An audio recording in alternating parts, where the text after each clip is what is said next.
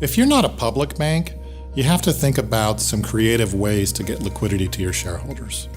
Most investment bankers want you to sell the company. That's the easiest way to get liquidity. But that's not necessarily the only way to create liquidity for your shareholders. For private banks that don't want to be public or don't want to sell, there's really three different ways that they should think about providing liquidity. One is a dividend. Can you provide an ongoing dividend to your shareholders, or even a special one-time dividend?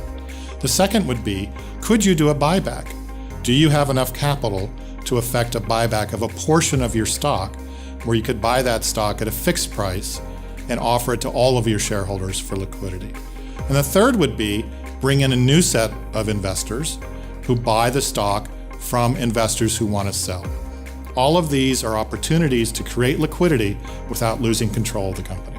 When you think about these options, each of them has a benefit or a drawback to being implemented. Let's start with a dividend. A dividend, once declared, generally becomes an expectation on the part of your shareholders, unless you specifically say this is a one-time event. So if your bank is not prepared to do dividends on an ongoing basis, it's difficult to stop them once you've started them. A buyback. If you declare a buyback, not all of your shareholders may participate. Not all of your shareholders may be sophisticated enough to actually tender their shares. So you may not get all the draw-in that you're trying to achieve. But it's a very egalitarian way to offer liquidity to everybody at the same time. Please get an advisor to help you set the price to make sure it's fair. And the third is probably the most complex. Can you bring in a new group of shareholders to replace an existing group of shareholders? Can bring you a lot of benefits in terms of perhaps new board representation, in younger shareholders, and perhaps even new capital.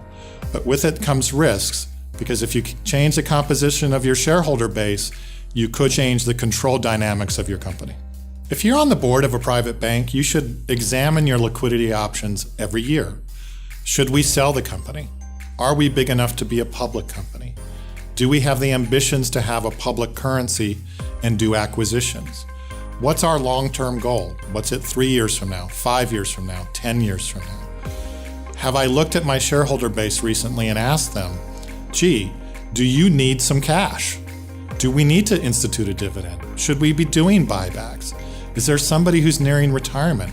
Is there somebody who has an illness in their family that's going to force their estate to take some measures that may require them to ask you for liquidity?